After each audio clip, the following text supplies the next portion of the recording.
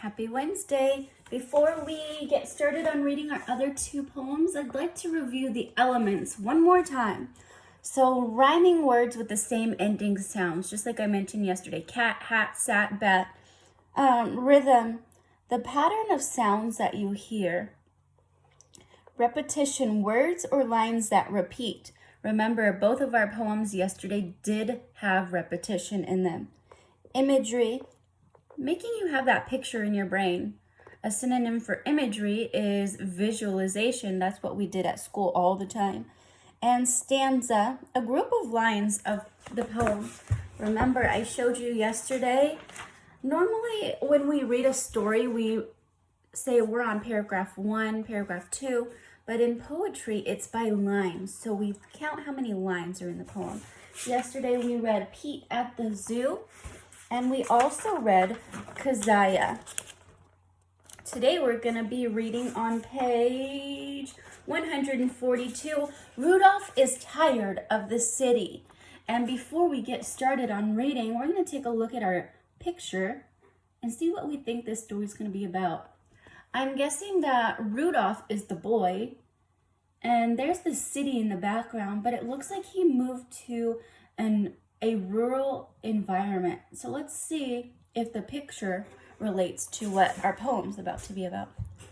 So I'm gonna count our stanzas or our lines in our poem. Let me see if I can move this down a little. There we go. 1, 2, 3, 4, 5. There's a little 5 out to the side. 6, 7, 8, 9, 10. There are 10 lines in this poem. These buildings are too close to me. I'd like to push away.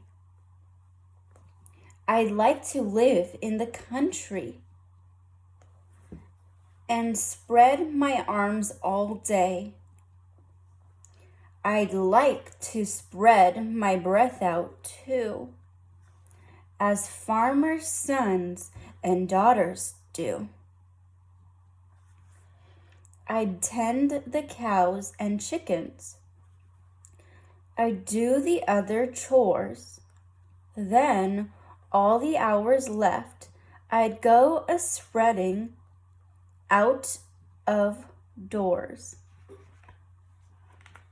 So it seems to me that Rudolph, I'm making a connection to how we're feeling right now. Since we're stuck inside our houses to stay safe, Rudolph is tired of being in a certain spot. He wants to stretch, and he wants to do things that keep him busy, feeding these animals and doing things that will help keep Rudolph busy. So Rudolph is tired of being in the city and wants to move to the country. Here, this visualization or imagery shows exactly that. I did see a lot of word repetition again in this poem. I'd like to.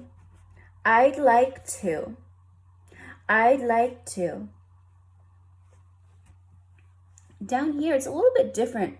Instead of saying I'd like to, I'd tend to, I'd do. So even though they're not exactly the same, I still do see that repetition of that word I'd.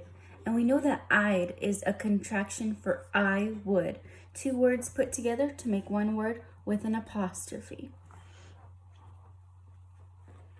Right, I'm going to move on to the next page. If I can flip the page. All right, here we are. This poem is called Lyle. There's Lyle looking up at the tree. He's got a backpack on his back, as well as a suitcase in his hand. I wonder if Lyle's trying to build a treehouse or something. All right, I'm gonna count my stanzas, my lines. 1, 2, 3, 4, 5, 6, 7, 8, 9, 10, 11, 12. All right, let's see what Lyle's all about. Tree won't pack his bag and go. Well, Trees can't pack their bags and go, can they? Their roots are stuck here. Tree won't go away. In his first and favorite home, Tree shall stay and stay. Once I liked a little home, then I liked another. I've waved goodbye to 7 homes. And so have Pops and Mother. Wow, it seems to me like Lyle is so tired of moving from house to house. I think he wants a stable home, someplace to stay in one spot, just like this tree. This tree can't go, and Lyle doesn't want to go. He's actually opposite of Rudolph. Rudolph wants to go to a different place, but Lyle here wants to stay in the same spot. Wait, where were we? But Tree may stay so stout and straight and never have to move, as Pops, as Mother, from land he learned to love. Wow, this is a very nice poem. I don't see a lot of repetition in this poem, but I did hear a lot of rhyming stuff. What do you think? How did you feel about this poem? Since there wasn't any repetition, what did you hear that was the same or different from the other poems?